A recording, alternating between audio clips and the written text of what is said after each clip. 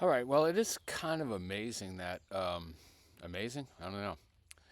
That I didn't really respond or even engage in the early 2000s, I guess, as a literature, not vast, but significant, emerged around epistemic minimalism, my thesis that knowledge is merely true belief. And I should have. Uh, there were some really interesting moments in the unfolding debate, and I was hardly aware of it. Although I guess maybe I printed out a couple papers like Pierre Le Morvan's, and then just set it aside as I did other things. I had a life, I guess. I guess in the early 2000s I was a bit of a mess too.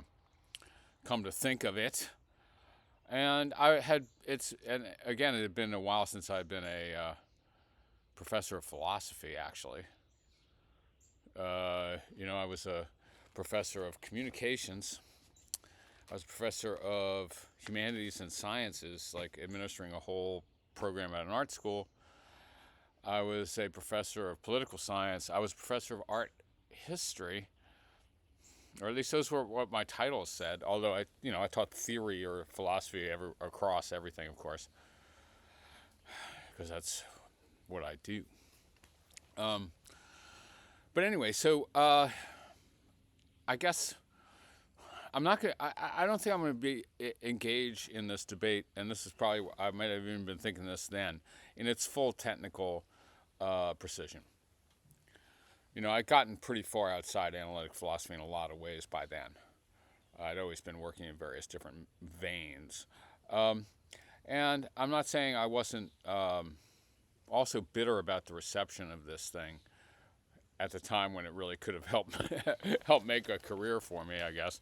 That it didn't get more uh, attention, or at least, I mean, I, I think everyone in epistemology was aware of it. I think it challenged basic assumptions, no matter what you were doing. And again, I think it had outcomes that re that deflected epistemology. Okay, but anyway, and so I'm not working on a new book. I'm not going to try to you know like Pierre Le Morvan's paper is mere true belief knowledge. Was that 2002? This was also like when the swamping problem emerged and stuff like this. In a way, like there was a little uh, into the literature. There was a little bit of a wave of response, I guess. Is the way I'm thinking about it, or at least that um, it took take 10 years for people to get it on board a little bit, uh, or start getting worried about it. Um, all right. So anyway, let me try a few moves on Le Morvan's paper.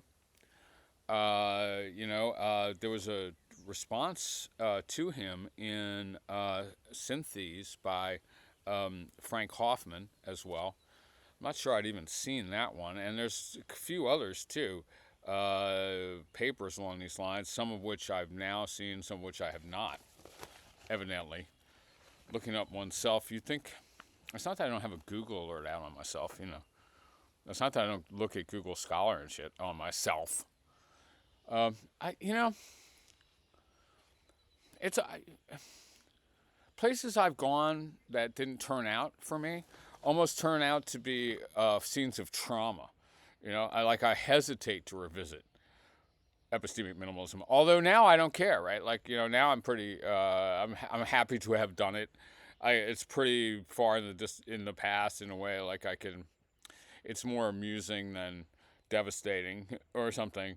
And not only that, but also I I was trying to avoid getting distracted in whatever project I was on, like say political aesthetics, uh, by returning and engaging the dialogue. And yet, philosophy should be a dialogue, right? Like actually, I think that one way I've really fucked up in my career is just by not being collaborative enough, not responsive enough, not grateful enough to people who were thinking about what I was doing and shit like that. Like, anyway, in my own head, I was going to be like this lone modernist, half-insane genius, okay? That ain't no way to live, all right? And plus, maybe it didn't turn out, right? You know? It didn't turn out reputation-wise, anyway. You sit here wishing for the posthumous, but what the fuck, you know? All right, so let me take a few moments in Le Morvan. There's one I want to try to sort of respond directly to.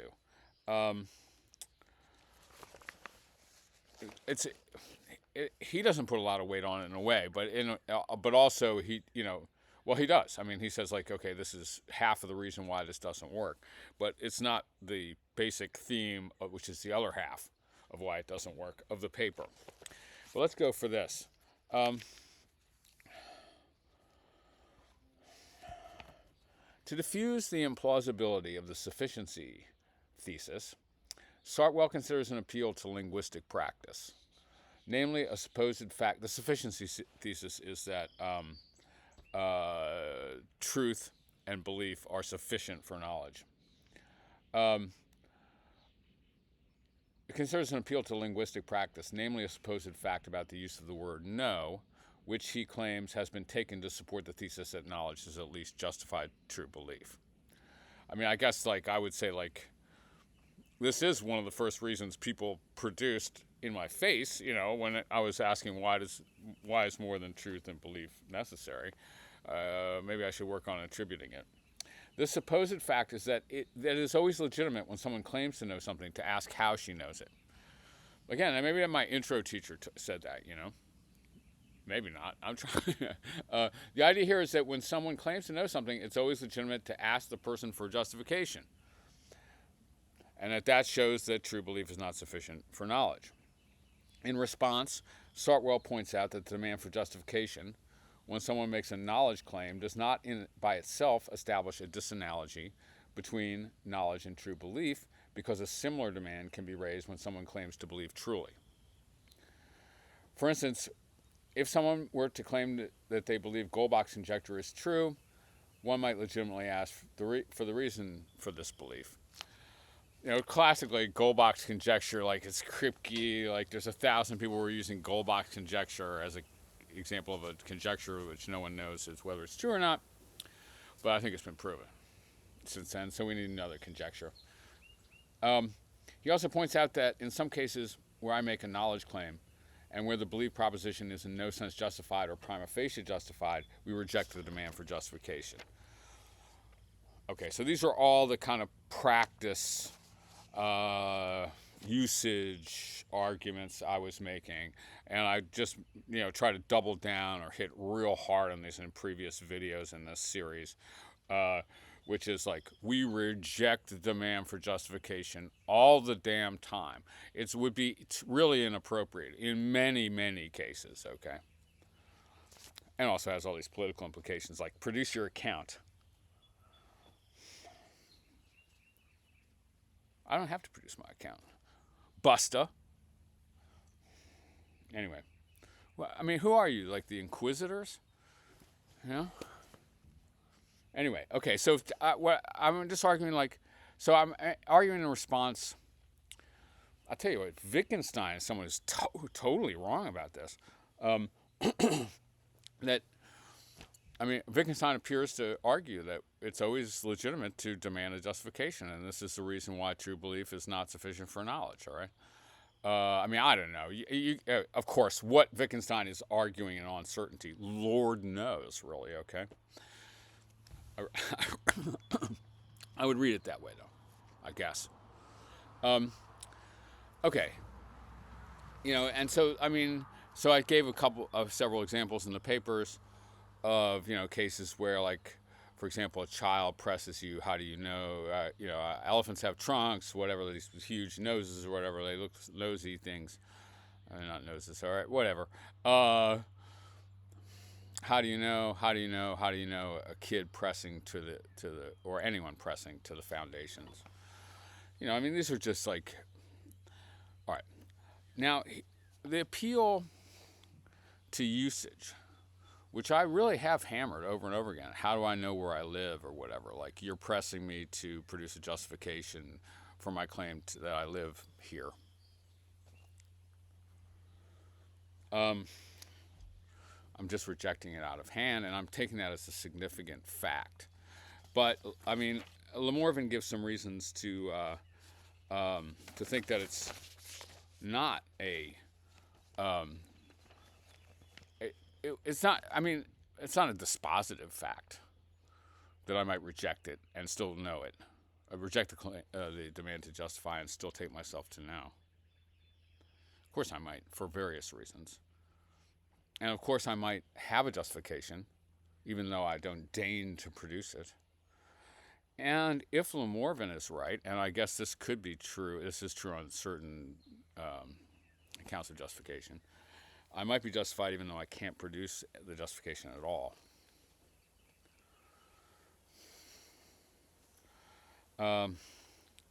Might not be justified too.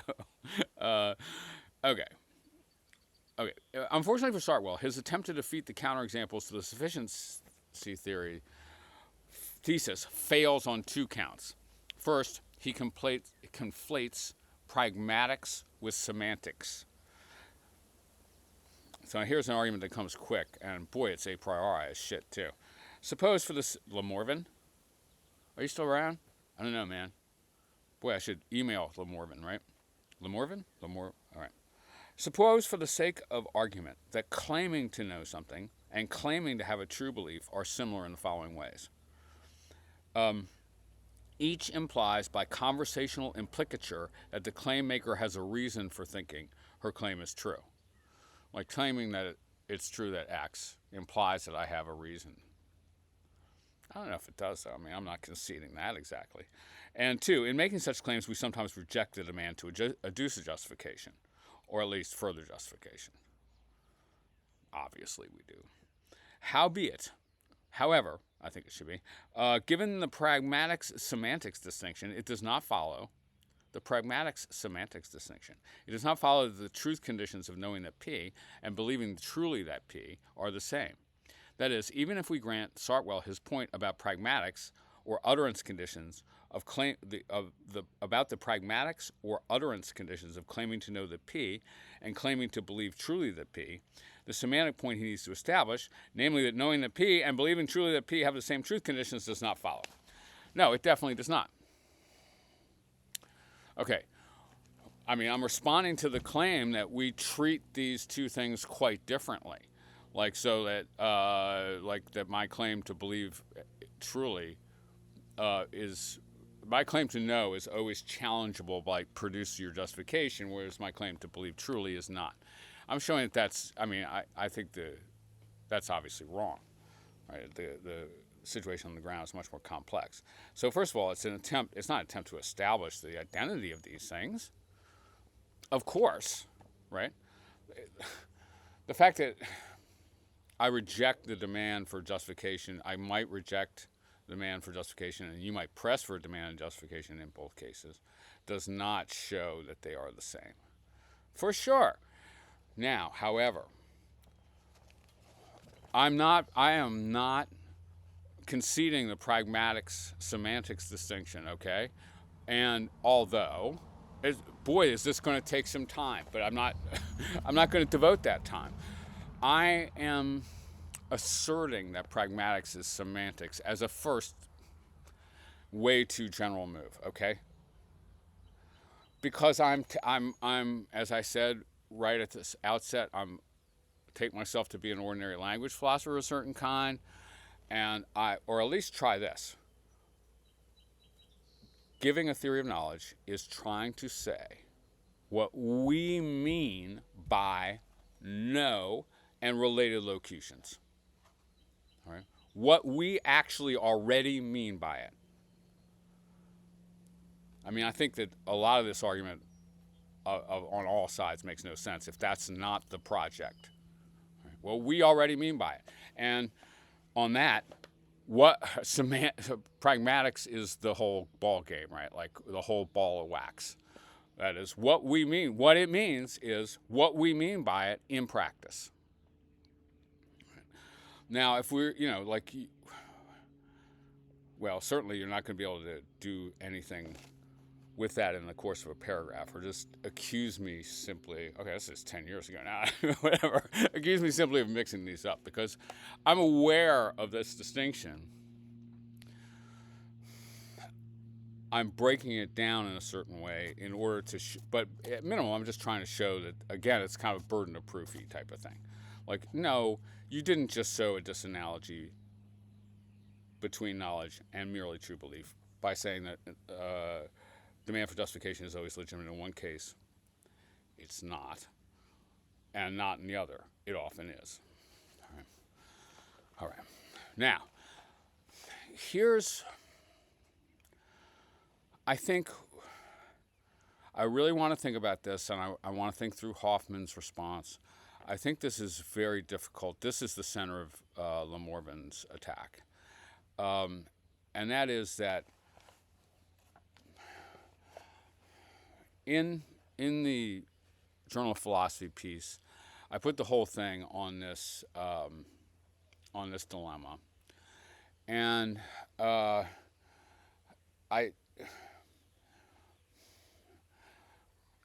I asserted over and over again in various versions. Hoffman is very careful about quoting me on this and pulling out different versions, as saying that building in a mere means to an end into the conception of an end is incoherent, okay? And the end of believing is knowing, okay? The epistemic end is knowing. The epistemic telos is knowing, the only epistemic telos. So the name of the epistemic telos is knowledge.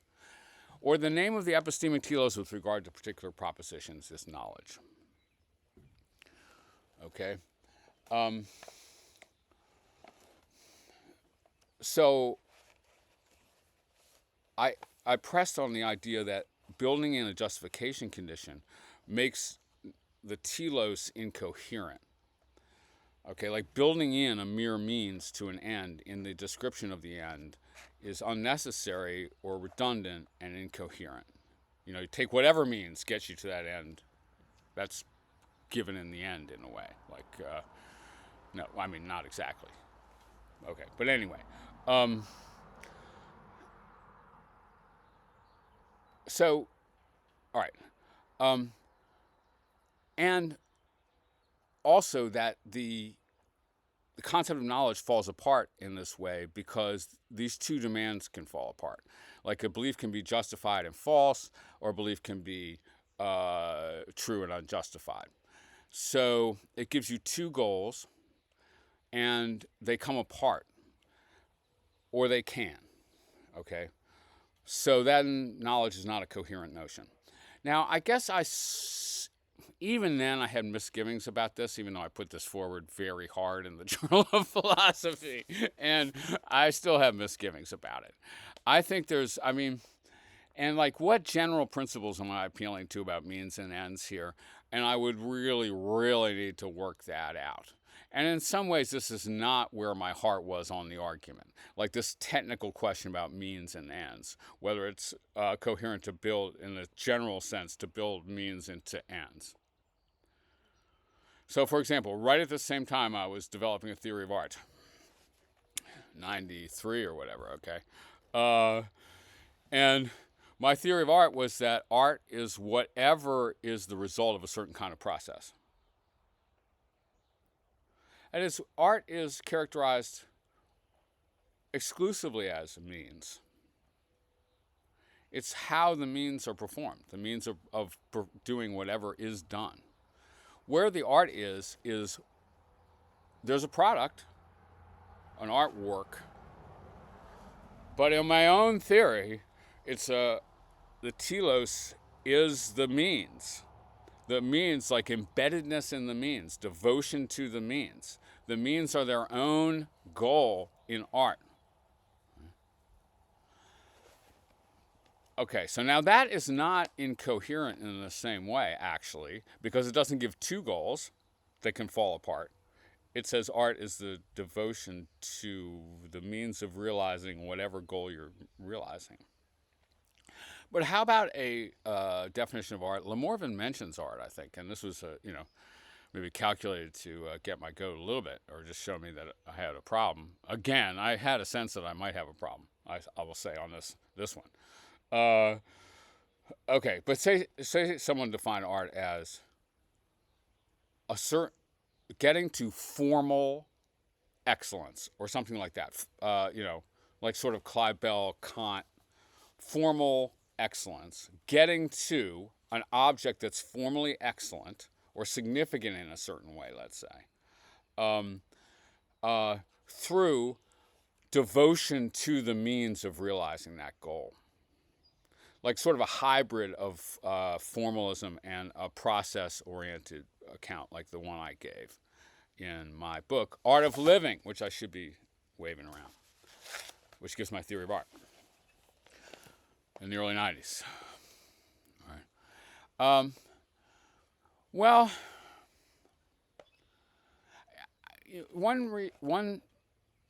I wouldn't immediately say that that's an obviously incoherent theory, right?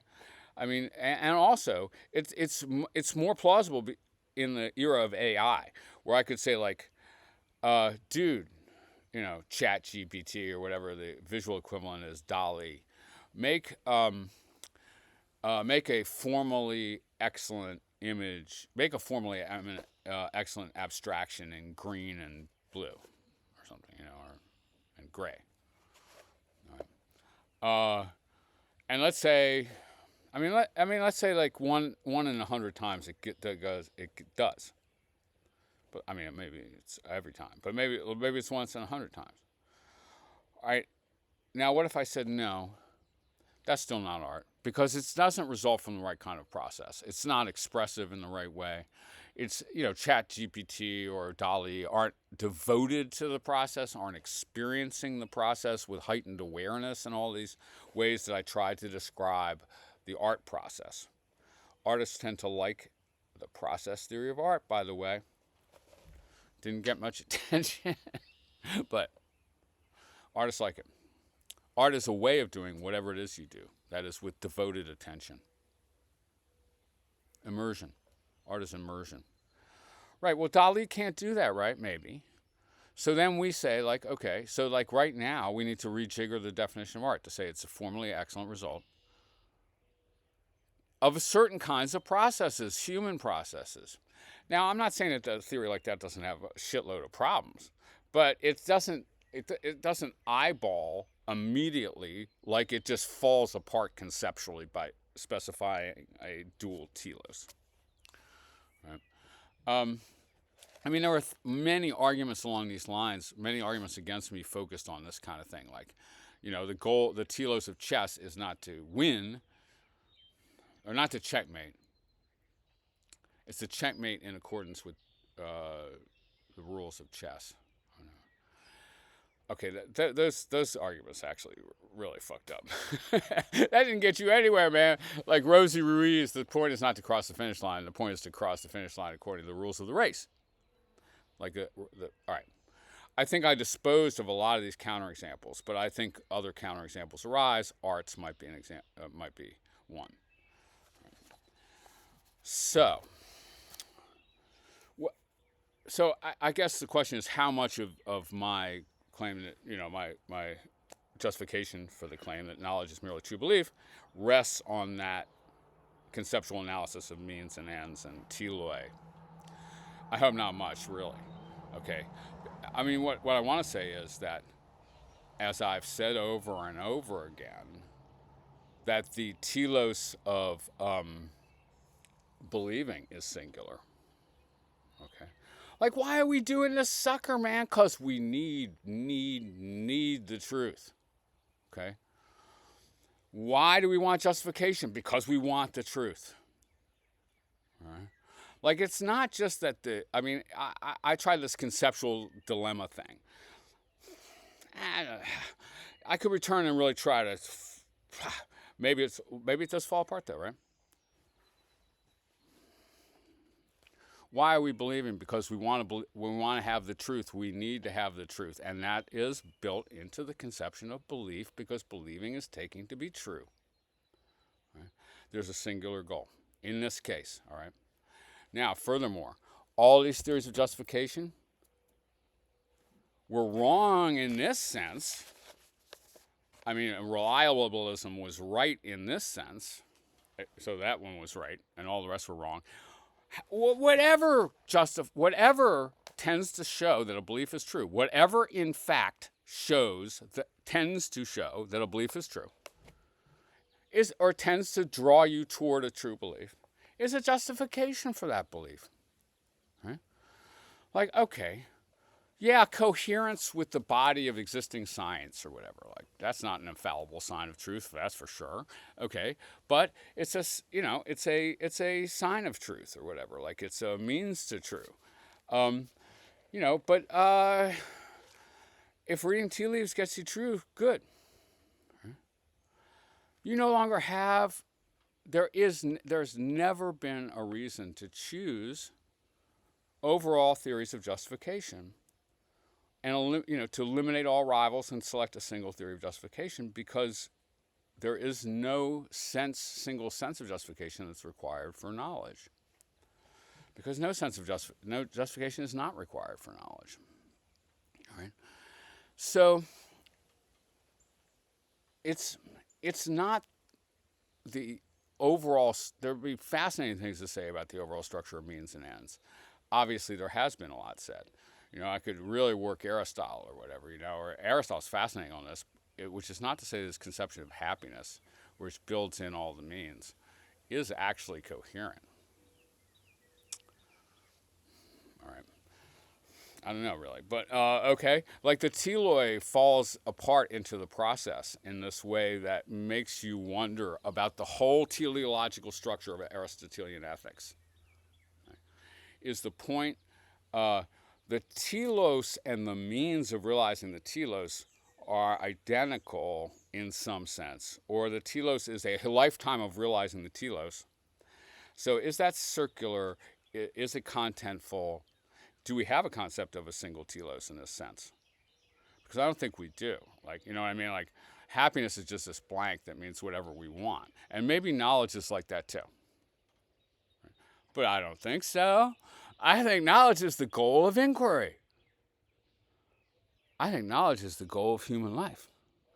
I think knowledge is believing truly, is believing the truth. And whatever conduces to that goal is something that should be pursued. And beware the imperialists who want to tell you that only science gives you that, or only logical reasoning gives you that, or only your professor can give you that, or only Socrates can give you that, or whatever, man. No, you got plenty of that now, whether you know how you got it or not, and you know plenty about how you got it overall, often. So, I mean, I would enter more into the technical debate. I think Hoffman's treatment of this is very, very interesting, actually. But what I want to more focus on is the spirit of the account. I guess that's all these things, which is also a way of avoiding the technical discussions in analytic epistemology, because how fully competent am I anymore for that? Well, I'm getting more because I'm reading a little more, but maybe I'll be back someday. Peace, yo.